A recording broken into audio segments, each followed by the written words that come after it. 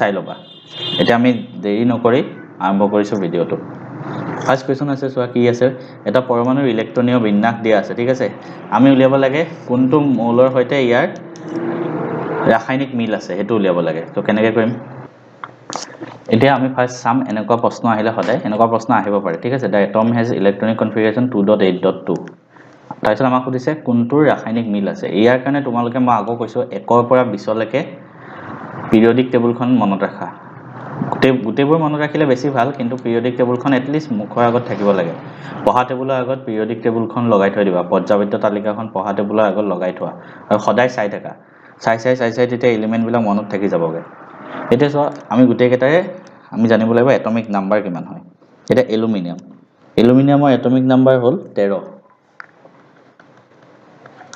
লিখি দিও সব গুটে কেটাৰে এটমিক নাম্বাৰ বিলাক লিখি যাম এলুমিনিয়াম হ'ল 13 ক্যালসিয়ামৰ হ'ল 20 সোডিয়ামৰ হ'ল 11 আৰু গেলিয়ামৰ হ'ল গেলিয়ামটো বেছি তলৰ পৰা আহি গল একো নাই মানে হ'ব গেলিয়ামটো ধৰা নাজানো আমি ঠিক আছে মই তোমাক 20 লৈকে যেটো মনত ৰাখিব কৈছো ঠিক আছে গেলিয়ামটো নিলিখো এতিয়া সে এলুমিনিয়াম 13 টো আমি কেনেকৈ লিখিম ইলেক্ট্ৰনীয় বিন্যাস ফাৰ্স্ট 2 লিখো তাৰ পিছত 8 আহে 2.8 10টা ইলেক্ট্ৰন হ'ল তাৰপিছত আৰু 3টা বাকি থাকিল 13 লে তো 3 হ'ল এটো কেনেকৈ লিখিম 2.8 10টা হ'ল তাৰপিছত আৰু কেটা বাকি থাকিল 12টা 10টা থাকিল মানে 2.8 টোটাল 10টা ইলেক্ট্ৰন হ'ল ইয়াত লাগে 20 আৰু 10টা থাকিল গলে নেক্সট আমি নেক্সট সেলটোত কিমান দিম 8 নেক্সটটো আমি 8 দিও এটো 8 আহিব পাৰে কিমান হ'ল তেতিয়া 2.8.8 মানে 18টা হ'ল আৰু দুটা বাকি থাকিল সোডিয়ামৰ কাৰণে 11 2.8 10 হ'ল আৰু এটা বাকি থাকিল 1 এতিয়া সোৱা কোনটোৰ লগত ৰাসায়নিক মিল আছে ৰাসায়নিক মিল কেতিয়া থাকে জানানে যেতিয়া এটা গ্ৰুপত থাকে সেম গ্ৰুপ মানে বৰ্গ একেই হয় বৰ্গ একেই কেতিয়া হয় জানানে নাই যেতিয়া তাৰ একদম লাষ্টৰ সেলৰ যোনটো ইলেক্ট্ৰন মানে ভ্যালেন্স সেল যোজক কক্ষৰ যোনটো ইলেক্ট্ৰন ইংলিছত কোৱা হয় ভ্যালেন্স সেল ইংলিশৰ ওয়াৰ্ড বিলাক এটো চেপ্টাৰ মনত ৰাখিবা কাৰণ এবিলাক তোমালোকৰ দৰকাৰ হ'ব 11ত গতিকে এই ভ্যালেন্স সেলৰ ইলেক্ট্ৰন বিলাক সমান হয় ইয়াত দুটা আছে নেক্সট দুটা কোড আছে ইয়াত ক্যালসিয়ামত এই ক্যালসিয়াম হ'ব आंसर তেনেকৈ কৰে নেক্সট আছে ইলেক্ট্ৰন পূৰ্ণ কক্ষ থকা দুটা মৌল name the element which have two cells both are completely filled with electron মানে দুটা কক্ষ আছে দুটা সেল আৰু দুইটাতে ম্যাক্সিমাম ইলেক্ট্ৰন আছে কমপ্লিটলি ফিল মানে কি হ'ব 2 হ'ব ইয়াত আৰু ইয়াত কমপ্লিটলি ফিল হলে 8 হ'ব 2.8 মানে টোটাল এটা ইলেক্ট্ৰন হ'ব 10 গলে 10 এটমিক নাম্বাৰ কাৰ হয় পাৰমাণবিক সংখ্যা 10 কোনটো এলিমেন্টৰ হয় তোমালোকে যদি চোৱা পিৰিয়ডিক টেবুলখন চাবা নিয়ন সো ইয়াৰ आंसर লিখিবা নিয়ন আৰু आंसर লিখোতে ব্ৰেকেটত সদায় সিম্বলটো লিখি আহিবা যদি জানা নাজানিলে নালাগে লিখিলে বেছি ভাল নেক্সট তলৰ কোনটো মৌলৰ দ্বিতীয় কক্ষত প্ৰথম কক্ষৰ দুগুণ ইলেক্ট্ৰন আছে which element has twice as many as electron in its second cell as in first cell মানে দুটা কক্ষ আছে ঠিক আছে প্ৰথম কক্ষত যিমান আছে তাৰ দুগুণ আছে ইনটু 2 সেকেন্ড কক্ষত এটা প্ৰথম কক্ষত ম্যাক্সিমাম দুটাই থাকিব আৰু ইয়াৰ ইনটু 2 কৰিলে 2 দুগুণ 4 2.4 হ'ল মানে টোটাল ইলেক্ট্ৰন ইয়াত 6টা আছে 6 টো কিহৰ এটমিক নাম্বাৰ পিৰিয়ডিক টেবুলত যদি চোৱা 6 টো এটমিক নাম্বাৰ হ'ল কাৰ্বনৰ এই आंसर হ'ব সি নেক্সট তলৰ মৌলসমূহ পাৰমাণবিক আকাৰ অনুযায়ী নিম্ন ক্ৰমত সজোৱা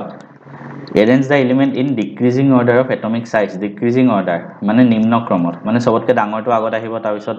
তাৰ পিছৰটো তাতকে সৰুটো হেনেকে মানে ডাঙৰ পৰা সৰুলে এটা আমি সদায় এটা কথা জানো পিৰিয়ড এটা ঠিক আছে ফাৰ্স্ট তোমালোকে জানিব লাগিব এইকেইটা এলিমেন্ট কোড আছে সেম পিৰিয়ড নে সেম গ্ৰুপ কোড আছে তোমালোকে চোৱা ফাৰ্স্ট তোমালোকে যদি চোৱা সেকেন্ড পিৰিয়ডটো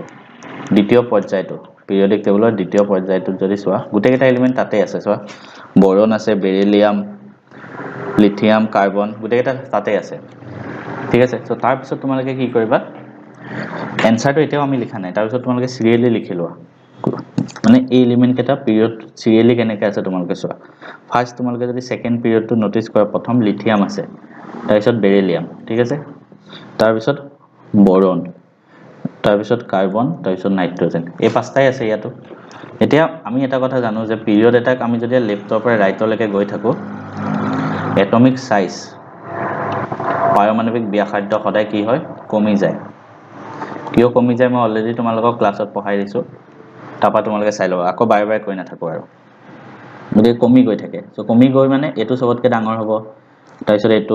এইটো মানে যিমানে আমি ইফালে গৈ থাকো এটমিক সাইজ কমি কমি গৈ থাকে গতিকে এটো হ'ব আমাৰ এনসাৰটো তেনেকে লিখিব লাগে নেক্সট আছে আধুনিক পৰ্যাবৃত্ত তালিকাত থিয় স্তম্ভৰ সংখ্যা ভাৰ্টিকেল কলমছ বিলাক মানে এইবিলাকক কি বুলি কোৱা হয় বৰ্গ ইংলিছত কোৱা হয় গ্ৰুপ আৰু গ্ৰুপ কেইটা আছে 18টা নেক্সট পৰ্যাবৃত্ত তালিকাৰ পৰ্যায় এটাৰ পাৰমাণৱিক ব্যাসাৰ্ধ কিদৰে পৰিৱৰ্তন হয় পৰ্যায় এটাত অলৰেডি আমি কলো কি লিখিবা এনেকে লিখিবা আধুনিক পৰ্যাবৃত্ত তালিকাত কিয় লিখিব দিয়া নাই কেনেদৰে হয় হেতুৱে খুদিছে গতিকে কিয় লিখি থাকিব নালাগে কাৰণ এটো এনো 1 নম্বৰীয়া প্ৰশ্ন তালিকাত পৰ্যায় এটাত বাও ফালৰ পৰা যেতিয়া সোঁ ফাললৈ যায় মানে বাও ফালৰ পৰা সোঁ ফাললৈ গলে পাৰমাণৱিক ব্যাসাৰ্ধ কমি যায় কমি গৈ থাকে ঠিক আছে তেনেকে লিখিলে হল নেক্সট তলৰ কোনটো হেলোজেন মল কোনটো মই অলৰেডি কৈছো তোমালোকক চোৱা লাষ্টৰ মানে গ্ৰুপ যোনটো 18 গ্ৰুপ 18 ৰ যিবিলাক মল হেবিলাক কোৱা হয় নোবেল গেছ অসমীয়াত কোৱা হয় নিষ্ক্ৰিয় গেছ তাৰপিছত গ্ৰুপ 17 ৰ যিবিলাক মল হেবিলাকক কোৱা হয় মনত ৰাখিবা গ্ৰুপ 17 ৰ যিবিলাক আছে হেলোজেন অসমীয়াত লিখি দিম যদি হেলোজেন গ্ৰুপ 16 ৰ বিলাকক কোৱা হয় কেলকোজেন মনত ৰাখিবা কিতাপত নাই যদি মই কৈ দিছো কাৰণ এইবিলাক এনেও তোমালোকে 11 ত জানিবই লাগিব কেলকোজেন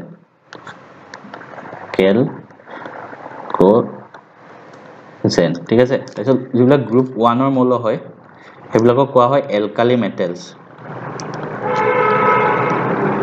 অসমীয়াত কোৱা হয় ক্ষাৰ ধাতু ঠিক আছে গ্ৰুপ 1 ৰ বিলাকক গ্ৰুপ 2 বিলাকক কোৱা হয় এলকালাইন আৰ্থছ মেটেল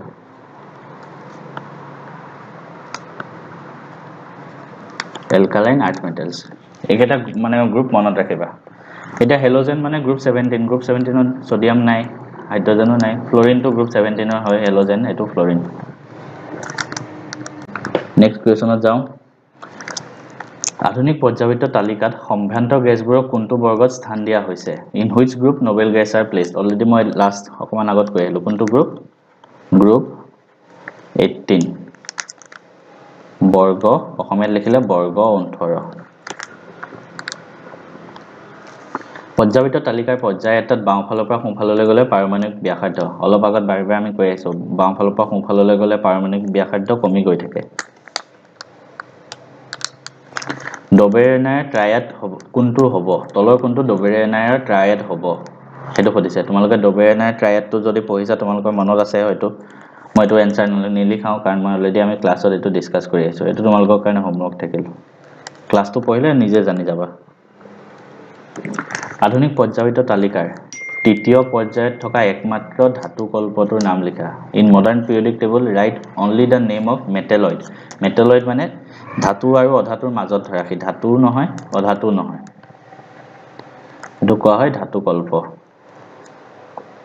ঠিক আছে এটা আমাৰ পিৰিয়ড 3 ত কৈছে ধাতু কল্প কোনটো হয় পিৰিয়ড 3 ধাতু কল্প কোনটো হয় যদি তোমালোকে চোৱা পিৰিয়ড 3 ধাতু কল্প হ'ব তোমালোকৰ সিলিকন Si ঠিক আছে সিলিকন এনসাৰ হ'ব এটো Si অসমীয়াত লিখিলে সিলিকন মনত ৰাখিবা নেক্সট কোৱেশ্চনত যাম আমি এতিয়া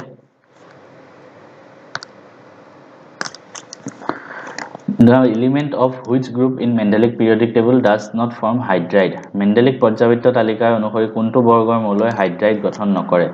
গতিকে ইয়াৰ এনসাৰটো কি হ'ব মেন্ডেলিভৰ পিৰিয়ডিক টেবলৰ পৰা এনসাৰটো আহিছে এইটো প্ৰশ্ন তোমালোকৰ একদম ভিতৰৰ পৰা দিছে এটো কাৰণে মই তোমালোকক বস্তু এটা দেখাই দিব ওলাইছো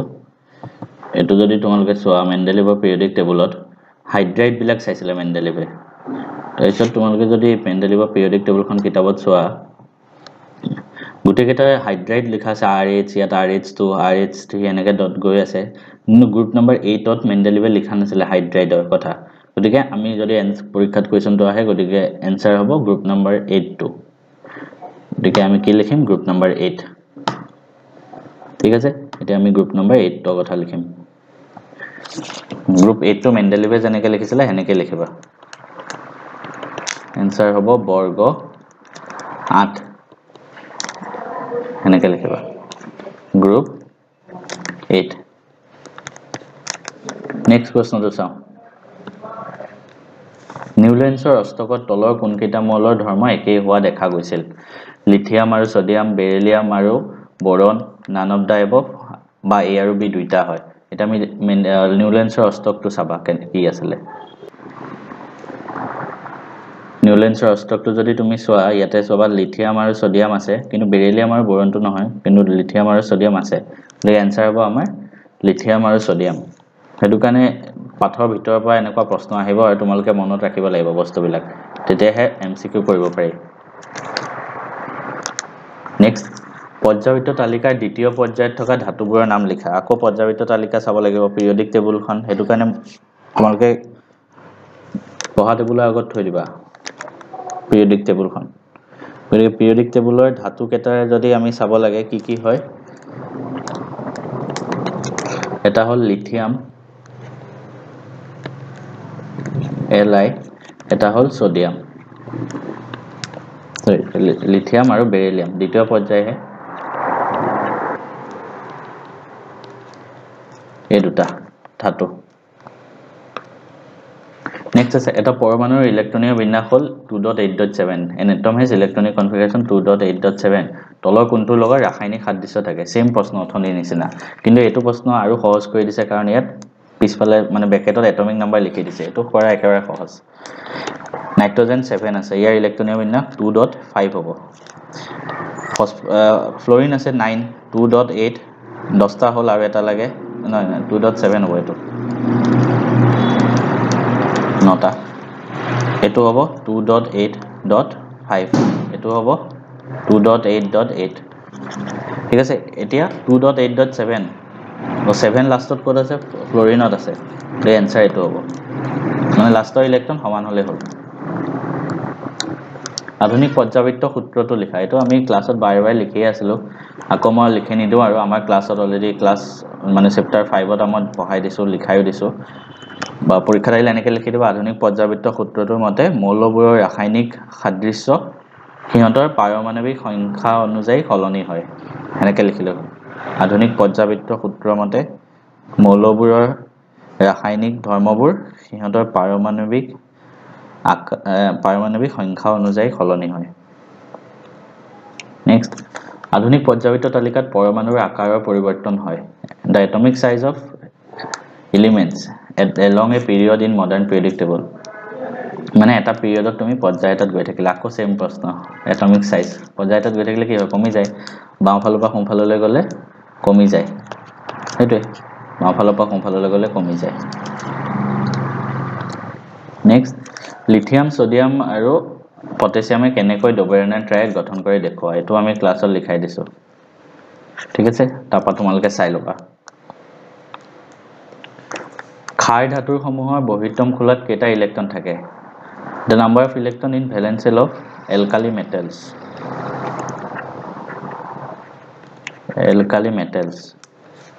কৈছো অলপ আগত তোমালক পঢ়াইছো alkali metals কোনটো গ্ৰুপৰ হয় গ্ৰুপ 1 গ্ৰুপ 1 ৰ এলিমেন্ট বিলাকক alkali metals বুলি কোৱা হয় মই কলোৱে গ্ৰুপ 1 এলিমেন্ট বিলাকৰ লাষ্টৰ সেলত কেটা ইলেক্ট্ৰন থাকে এটা ইয়াৰ আনসাৰ হ'ব 1 নেক্সট মৌল X এটা X মৌল আছে পৰ্যায়বৃত্ত তালিকাৰ তৃতীয় পৰ্যায়ত আছে 1 নম্বৰ 2 নম্বৰ 3 নম্বৰ তৃতীয় পৰ্যায়ত আছে আৰু 17 নম্বৰ বৰ্গত আছে বৰ্গ নম্বৰ 17 হয় আমাক সুধিছে মৌলটোৰ নাম কি সুধিছে গতিকে তুমি জানিব লাগিব মৌলটোৰ নাম কি তাৰ কাৰণে পৰ্যায়বৃত্ত তালিকা জানিব লাগিব চোৱা পৰ্যায়বৃত্ত তালিকাখন চোৱা তৃতীয় পৰ্যায় আৰু 17 নম্বৰ বৰ্গত কি আছে তৃতীয় পৰ্যায় আৰু 17 নম্বৰ বৰ্গত আছে ক্লোৰিন গতিকে ইয়াৰ আনসাৰ হ'ব ক্লোৰিন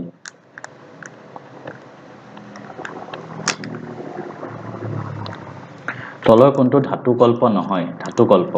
তাৰ কাৰণে তোমালোকে পৰ্যায়িত তালিকাত ধাতুকল্প কেইটা আছে তোমালোকে জানিব লাগিব হা এইটো পৰীক্ষাত আহিব পাৰে